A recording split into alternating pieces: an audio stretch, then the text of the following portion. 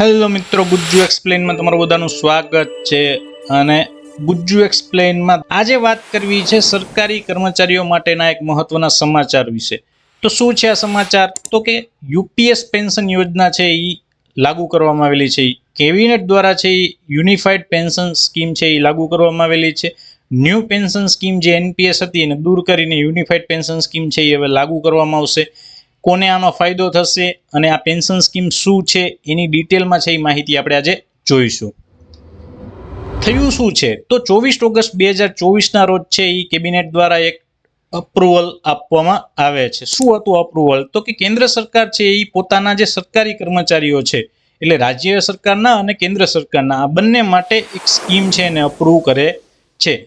હવે આ જૂની સ્કીમ જે હતી એનું જ એક નવું સ્વરૂપ આપવામાં આવેલું છે. તો અહીંયા જોઈએ તો જે યુપીએસ છે, યુનિફાઈડ પેન્શન સ્કીમ છે, એને અપ્રૂવ કરવામાં આવેલી છે અને જે એનપીએસ છે, ન્યૂ પેન્શન સ્કીમ છે, એને રદ કરવામાં આવેલી છે. તો આ એક મોટા મહત્વના સમાચાર હતા. હવે આના આધારે પેન્શન સ્કીમને ડિટેલમાં જાણીએ. તો કેમ આ સ્કીમ છે એ પહેલા તો લાવવામાં આવી, જો આ તમને સમજાઈ જાય તો ઓટોમેટિક છે તમને ખ્યાલ આવી જાય કે આ પેન્શન સ્કીમ છે એ કઈ રીતે લાવવામાં આવેલી છે.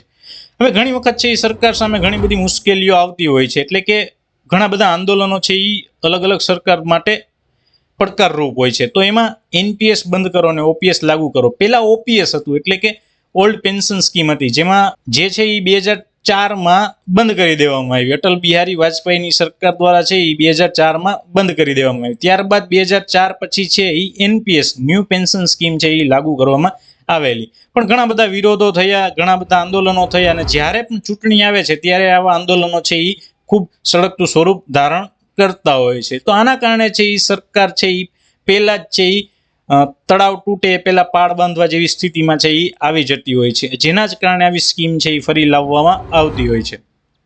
તો અહીંયા સરકારને કાંઈ મોટું નુકસાન ન થાય એના માટે છે એ આ સ્કીમમાં સરકારી કર્મચારીઓ છે એને રાજી કરવાનો ક્યાંક પ્રયાસ કરવામાં આવેલો છે. તો 2023 અને 2022માં છે એ ઘણા રાજ્યો દ્વારા છે એ આ વિરોધો છે એ થયા હતા, જેમાં ઓપોઝિશન જ્યાં સરકાર હતી, એટલે કે જ્યાં ભાજપ અગેન્સ્ટ જે સરકારો હતી, એ સરકારોએ એના રાજ્યોમાં છે એ ઓપીએસ લાગુ કરી. એટલે હિમાચલ પ્રદેશ છે, રાજસ્થાન છે, છત્તીસગઢ છે, પંજાબ છે, આવા રાજ્યોમાં 2022 અને 2023માં છે એ જૂની પેન્શન સ્કીમ એટલે કે ઓપીએસ છે એ લાગુ કરી દેવામાં આવેલી હતી, જ્યારે કેન્દ્રમાં છે એ એનપીએસ ચાલુ હતી. તો હવે શું છે? તો હવે કેમ ફરીથી આ એનપીએસ ને રદ કરી અને યુપીએસ લાવવામાં આવી? તો અહીંયા ફરી મુદ્દો તો ચૂંટણીનો જ છે. તો જોઈએ તો જમ્મુ કાશ્મીર, હરિયાણા, મહારાષ્ટ્ર અને ઝારખંડ આ 4 રાજ્યોમાં હમણાં ચૂંટણી થવાની છે. અને આ 4 રાજ્યોમાં ચૂંટણી થાય એ પહેલા જ છે સરકારી કર્મચારીઓ જે છે એને છે ખુશ કરવાનો ક્યાંક અહીંયા પ્રયાસ કરવામાં આવેલો છે. આપણે યુનિફાઈડ પેન્શન સ્કીમના લાભ જાણી લઈએ, અને શું છે યુનિફાઈડ પેન્શન સ્કીમ એ આખું જોઈ લઈએ. તો યુનિફાઈડ પેન્શન સ્કીમની કઈ એવી જોગવાઈઓ છે કે જેના આધારે સરકારી કર્મચારીને છે એ ફાયદો થવાનો છે? તો જોઈએ તો જે નિવૃત્ત કર્મચારી છે એને ફિક્સ પેન્શન મળશે, જ્યારે એનપીએસમાં ફિક્સ પેન્શન નહોતું. એનપીએસમાં અમુક દરના આધારે અમુક રકમ છે એ નક્કી કરવામાં આવેલી હતી, અને જે દરેક વ્યક્તિની અલગ અલગ હોઈ શકે છે.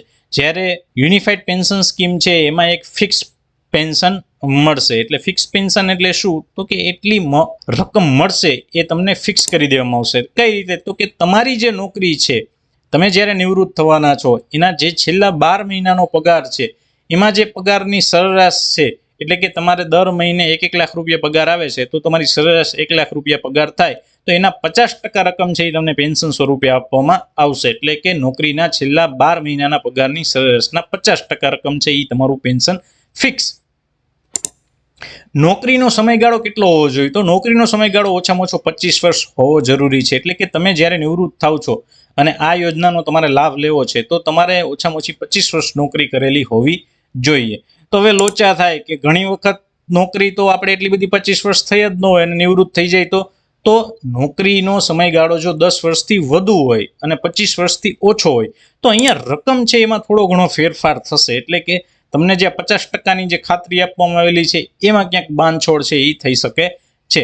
એટલે ઓછામાં ઓછા તમે જો 10 વર્ષ નોકરી કરેલી છે સરકારી કર્મચારી તરીકે અને તમે છે એ આ યુનિફાઈડ પેન્શન સ્કીમનો લાભ લેવા માટે છે એ તમે લાભને પાત્ર છો.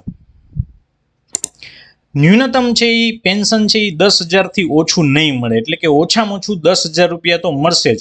એથી પછી તમારો જેટલો પગાર છે અને એના 50% જેટલા થાય છે એ પ્લસ તમને મળશે, પણ ઓછામાં ઓછા 10,000 રૂપિયા તો તમને છે એ પેન્શન અહીંયા મળવાનું છે. તો અહીંયા પેન્શન ક્યાંક તમને ફિક્સ કરી દેવામાં આવેલું છે. કર્મચારી જો મૃત્યુ થાય તો જ્યારે કોઈ કર્મચારી નિવૃત્તિ પહેલા મૃત્યુ થાય તો અહીંયા એના વારસદાર અથવા એના જે કુટુંબ છે એને કુટુંબ પેન્શન યોજનામાં સમાવી લેવામાં આવશે. એટલે જ્યારે પણ જે કર્મચારીનું પેન્શન છે જે થતું હશે એના 60%, એટલે કે તમારો માની લો કે 1 લાખ રૂપિયા પગાર હોય અને એનું 50% પેન્શન 50,000 થતું હોય, તો હવે કોઈ કર્મચારી મૃત્યુ પામે છે તો એના 50,000ના 60% રકમ છે એ ચૂકવવામાં આવશે, એટલે કે 33,000 રૂપિયા જેવું છે એ પેન્શન એના ફેમિલીને મળી શકે છે. ફુગાવાની અસર ધ્યાને લેવામાં આવેલી છે. આ ખાસ બાબત છે, એટલે કે જ્યારે ફુગાવાનો દર વધતો જતો હોય, એટલે કે મોંઘવારી વધતી જતી હોય, તો અહીંયા ડીએ એટલે કે ડિયરનેસ અલાઉન્સ મોંઘવારી ભથ્થું છે એ તમને આ પેન્શન સ્કીમ સાથે પણ જોડવામાં આવેલું છે. એટલે દર વર્ષે તમને મોંઘવારી ભથ્થાનો અમુક દર છે એ પેન્શનમાં પ્લસ થશે, એટલે પેન્શન તમારું છે એ પણ વધતું રહેશે. હવે ભારતમાં જો વાત કરીએ તો કેન્દ્ર સરકારના 23 લાખ કર્મચારીઓ છે. આ તમામને આ પેન્શન સ્કીમ યોજના હેઠળ છે એ ગણી લેવામાં આવેલા છે. જ્યારે રાજ્યોને છે એ છૂટ આપવામાં આવેલી છે. દરેક રાજ્ય છે એ પોતાની રીતે પેન્શન સ્કીમ છે એ સિલેક્ટ કરી શકે છે. જો દરેકને સમાવી લેવામાં આવે તો 90 લાખ જેટલા કર્મચારીઓ છે એને સીધો આ પેન્શન સ્કીમ યોજનાથી ફાયદો થવાનો છે. ક્યારથી લાગુ થશે પેન્શન સ્કીમ યોજના? તો કે 1 એપ્રિલ 2025 થી છે એ પેન્શન સ્કીમ યોજના લાગુ થશે. તો આવી જ વધુ ડિટેલ માહિતી અને દરેક માહિતી છે એને ઊંડાણપૂર્વક જો સમજવા માંગતા હોય તો ગુજ્જુ એક્સપ્લેન છે એને સબસ્ક્રાઇબ કરી દો, લાઇક શેર અને તમારા મિત્રોને વધુને વધુ શેર કરી દો કે જેને અવનવી માહિતીઓ જાણવાનો રસ છે અને વધુ ડીપમાં તમે સમજવા માંગો છો અને વધુ ઊંડાણપૂર્વક સમજવા માંગો છો, તો અહીંયા અમે તમારા માટે ગુજ્જુ એક્સપ્લેન છે એ લાવીએ છીએ. Thank you.